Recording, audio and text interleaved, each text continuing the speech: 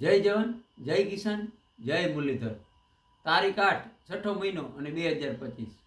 હવે આજના વરસાદની વાત કરીએ એ પહેલાં આપણે તમને ક્યાંક ને ક્યાંક દિલથી એક તમારો આભાર વ્યક્ત કરું છું।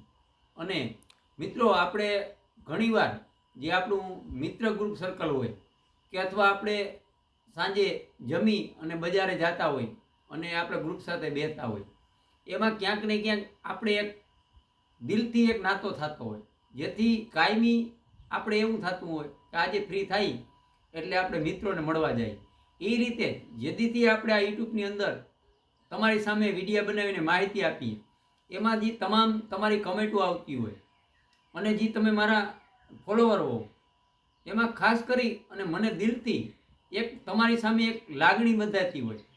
અને મને ક્યાંક ને ક્યાંક ગમે એ કામ હોય કે ખેતીનું કામ હોય કે બારે આપણે હજી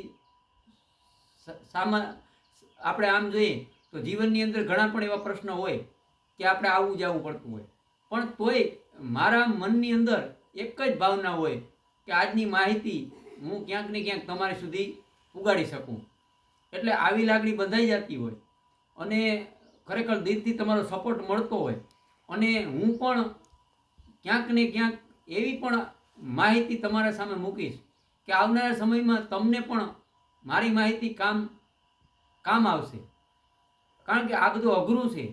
ક્યારેક મને ટાઈમ મળશે ત્યારે હું તમને બતાવીશ કે મારી આગળ કેટલા બધા ચોપડા લખેલા હોય, જેમાં ઠારવાળો, ઝાકરવાળો અને કઈ રીતે કષ્ટ થયેલો હોય, એવું બધું શિયાળા દરમિયાન દિવાળી પછીથી આ બધું અટાણા સુધી મારા આગળ બધા આયોજન હોય।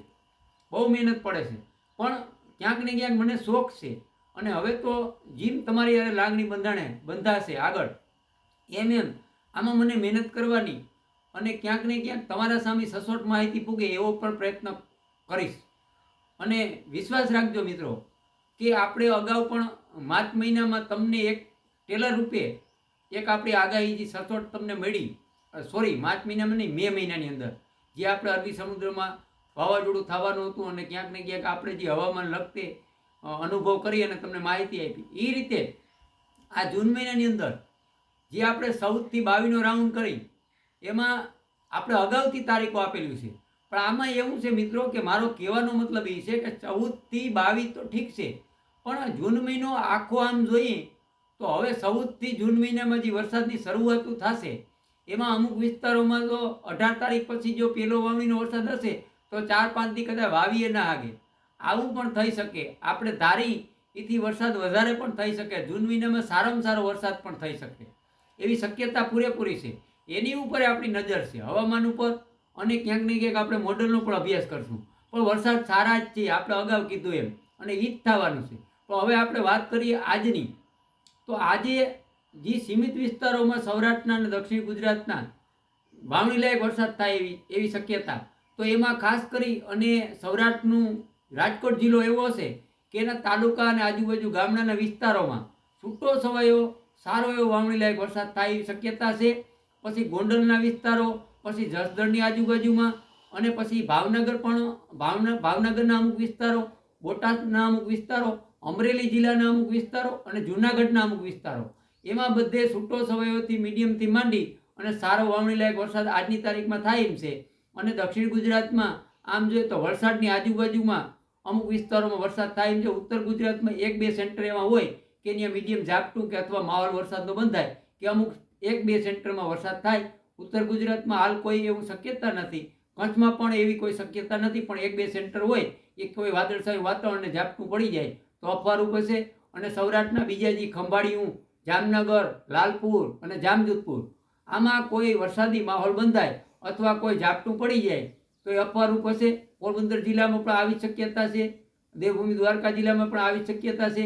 એટલે જે આપણે વાવણી લાયક વરસાદ કીધા એ વિસ્તારોમાં, સીમિત વિસ્તારોમાં વાવણી લાયક વરસાદ થશે।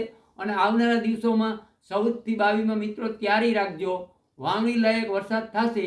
અને મારો અંદાજ તો એવો છે કે દક્ષિણ ગુજરાતમાં સારામાં સારો વરસાદનો રાઉન્ડ મળશે અને સૌરાષ્ટ્રના દરિયાકાંઠે પણ સારો વરસાદ જોવા મળશે। એટલે કોઈ ખેતીમાં અત્યારે કોઈ પણ ઘણા મિત્રોને ક્યાંક ને ક્યાંક ઉનાળુ પિત્ત હજી પણ ઊભા હશે એવા પણ રિપોર્ટ છે। એટલે જરીક કેસ કરજો, 14થી આમ જોઈએ તો 30 તારીખ સુધી છૂટો છવાયો વરસાદ રહે, પણ વિસ્તારો અને તીવ્રતા વધારે હશે. એટલે ક્યાંક ને ક્યાંક આપણે છેલ્લે એન્ડમાં હાટીમાં ના આવી જાય. અને વાવણી માટે ખેતી કમ્પ્લીટ રાખજો. સારી એવી લોઠી વાવણી થવાની છે, એટલે ટેન્શન લેવાનું નથી. હવે આપણે વિડીયો પૂરો કરી. જય જવાન, જય કિસાન, જય મુરલીધર.